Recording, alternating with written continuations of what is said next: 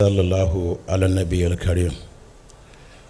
I recognize the President, very ably represented by the Minister of Defense, the Chief Celebrant, whom we are all here for, and his very strong, able wife,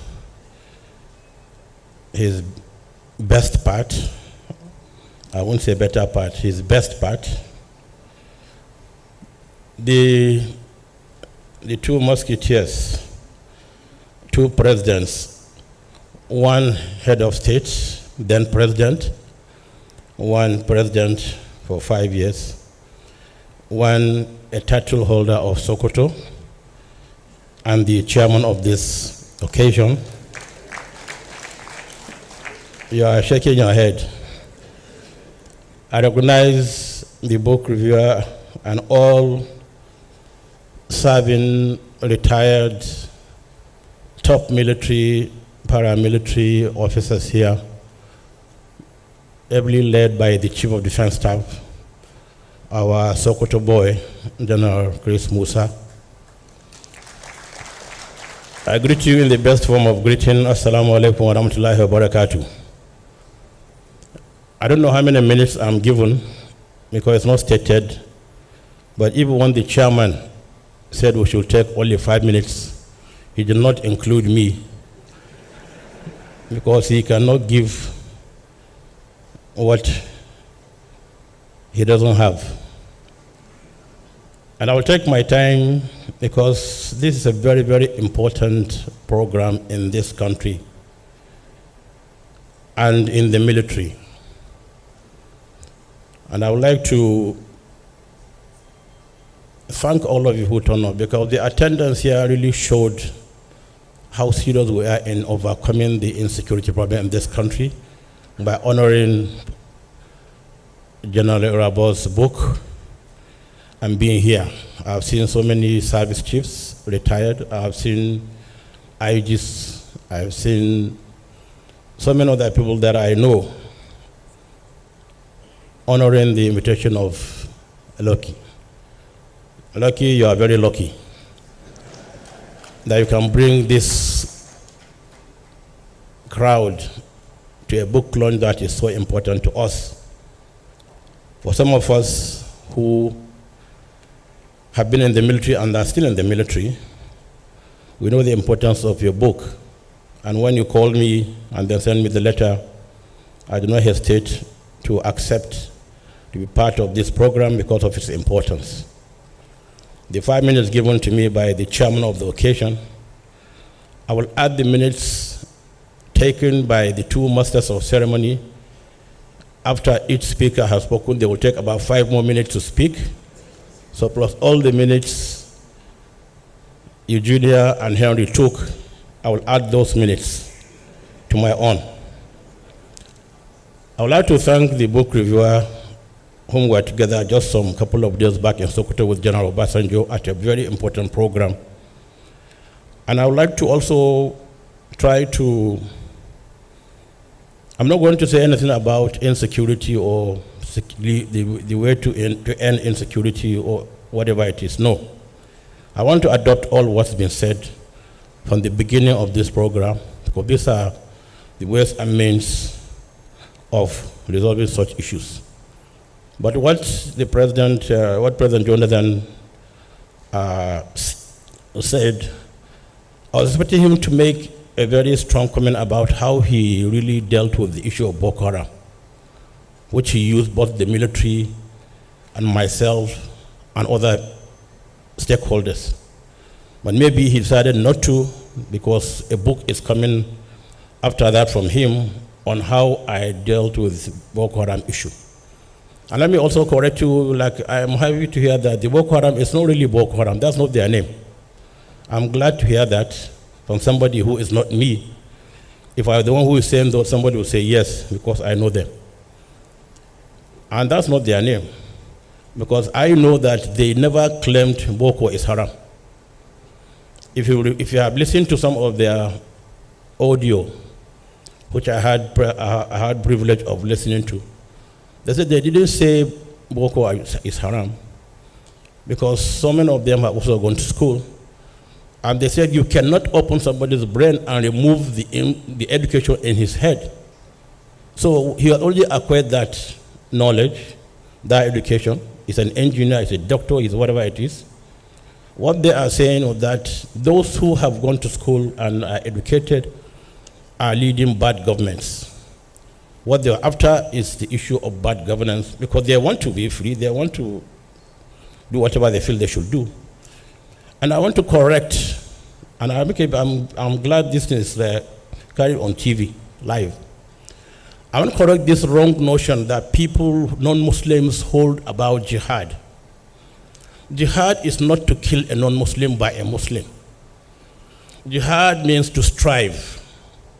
And in whatever you do in life, you strive to be the best you can be. You strive to be a good Muslim. You strive to be a good Christian. You strive to be a good farmer or a good engineer.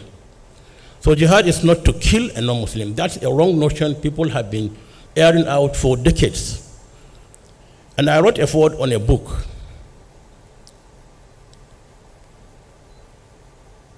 Written by very high stakeholders across the world, published by the King of Jordan.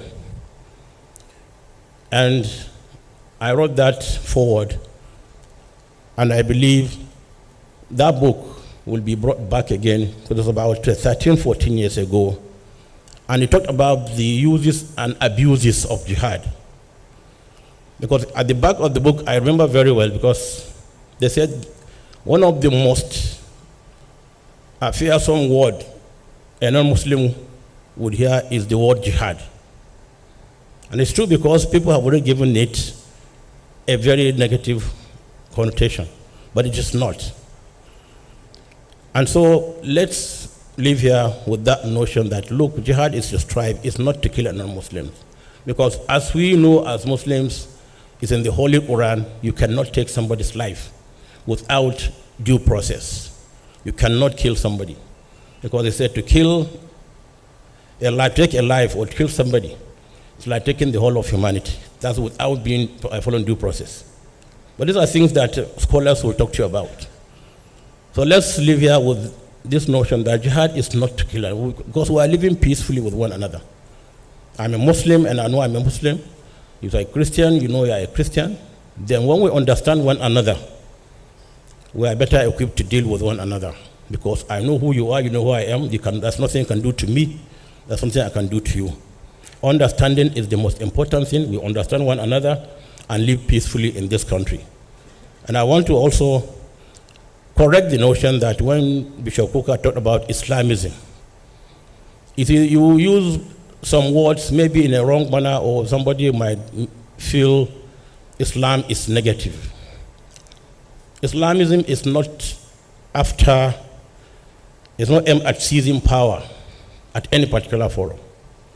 Islam is after good governance in society. And whoever is there, President Goodluck Jonathan was president, we gave him 100% support throughout his presidency. Nobody said anything negative about it. He knows that and he's here. So Islamism is not what you think it is. It's a wrong notion that you are bringing up here, that is to seize power. It's not to seize power. We're after good governance. September 2019, I gave a talk on Islam and good governance in Nigeria. President Buhari was just going in for his second term. After I finished my talk, the following day, papers carried it, I was aiming at President Buhari's second term, because I said things that a good Muslim should do as a leader and what he should not do. And these are written. So we have a code. We have a code of conduct. We have ways and means of life, the Holy Quran and the hadith of our most noble Prophet Muhammad and the consensus of the ulama, that the clerics. These are three things guiding us. Anybody coming outside this to say things that he really doesn't know about is not speaking, it's not for Islam. Because Islam abhors extremism. Islam abhors extremism. You cannot be an extremist and then claim to be a good Muslim. So let's learn some of these issues, and then when we're talking about insecurity or security in our great country, we have to be careful in how we say things, how we present them. And another particular paper I'm talking about, I gave Bishop Kukah a copy, Islam, what Islam means in good governance. So let's come closer as one big family with different backgrounds and forge ahead to make this country a better country.